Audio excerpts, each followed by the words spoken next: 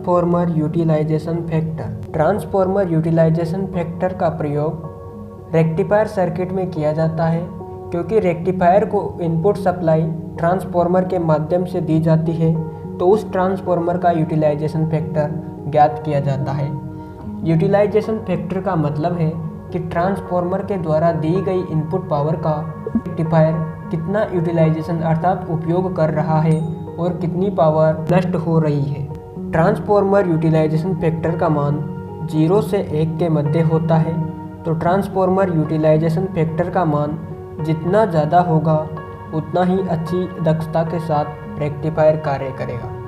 तो transformer utilisation का factor maximum 1 के निकट होना चाहिए। It is ratio of a rectifier DC output and input transformer वीए rating, अर्थात ट्रांसफॉर्मर यूटिलाइजेशन फैक्टर रेक्टिफायर के डीसी आउटपुट और इनपुट ट्रांसफॉर्मर की वीए रेटिंग अर्थात वोल्ट एम्पेयर रेटिंग का अनुपात होता है। तो ट्रांसफॉर्मर यूटिलाइजेशन फैक्टर ज्ञात करने के लिए रेक्टिफायर की डीसी आउटपुट रेटिंग को इनपुट ट्रांसफॉर्मर की वोल्ट एम्पेयर रेटिंग से डिवाइड कर दिया जाता है।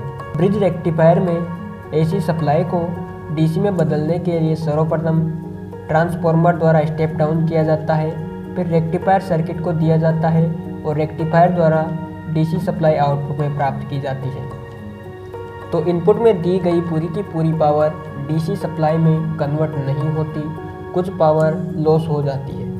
ट्रांसफॉर्मर यूटिलाइजेशन फैक्टर ट्रांसफॉर्मर की रेटिंग और साइज की विलोमानुपाती होती है, अर्थात जितना ज़्यादा यूटिलाइजेशन फैक्टर होगा ट्रांसफॉर्मर की साइज उतनी ही छोटी होगी। यहाँ पर ट्रांसफॉर्मर यूटिलाइजेशन फैक्टर का कुछ डाटा दिया गया है।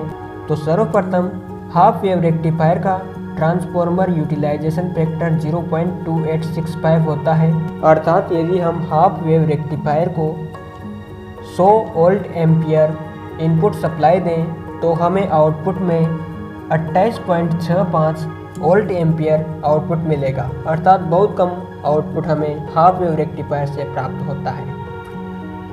सेकंड है centre taped rectifier. Centre taped rectifier का ट्रांसफॉर्मर यूटिलाइजेशन फैक्टर 0.672 होता है, अर्थात यदि हम 100 वोल्ट एम्पियर इनपुट दें तो हमें 67.2 वोल्ट एम्पियर आउटपुट में प्राप्त होगा। थर्ड है ब्रिज रेक्टिफायर। तो ब्रिज रेक्टिफायर का ट्रांसफॉर्मर यूटिलाइजेशन फैक्टर 0.8106 होता है, अर्थात हम 100 वोल्ट एम्पियर इनपुट में दें तो हमें 81.06 वोल्ट एम्पियर आउटपुट में प्राप्त होगा। यहाँ पर 100 वाट के लोड के लिए रेक्टिफायर द्वारा इनपुट में दिए जाने वाले ट्रांसफॉर्मर की वोल्ट एम्पियर रेटिंग दी गई है। हाफ वेव रेक्टिफायर के लिए 350 वोल्ट एम्पियर के ट्रांसफॉर्मर की आवश्यकता होगी। 350 वोल्ट एम्पियर के ट्रांसफॉर्मर द्वारा हम मात्र 100 वाट का लोड चला सकते हैं। सेंटर टेप्ड रेक्टिफायर के लिए हमें 149 वोल्ट एम्पियर का ट्रांसफॉर्मर की आवश्यकता होगी, तो हमें 100 वाट का लोड चलाने के लिए सेंटर टेप्ड ब्रिज रेक्टिफायर के द्वारा 149 वोल्ट एम्पियर रेटिंग के ट्रांसफॉर्मर की आवश्यकता होगी, जबकि ब्रिज रेक्टिफायर के लिए हमें 100 वाट का लोड चलाने के लिए मात्र 123 वोल्ट एम्पियर के ट्रांसफॉर्मर की आवश्यकता होगी। अतः समान मान के लोड के लिए प्रत्येक रेक्टिफायर में अलग अलग रेटिंग का इनपुट ट्रांसफॉर्मर आवश्यक होता है। इन सब में ब्रिज रेक्टिफायर के लिए लोड को चलाने के लिए कम रेटिंग का ट्रांसफॉर्मर की आवश्यकता होती है, क्योंकि ब्रिज रेक्टिफायर की एफिशिएंसी अच्छी होती है और ट्रांसफॉर्मर यूटिलाइजेशन फैक्टर भी अच्छा होता है।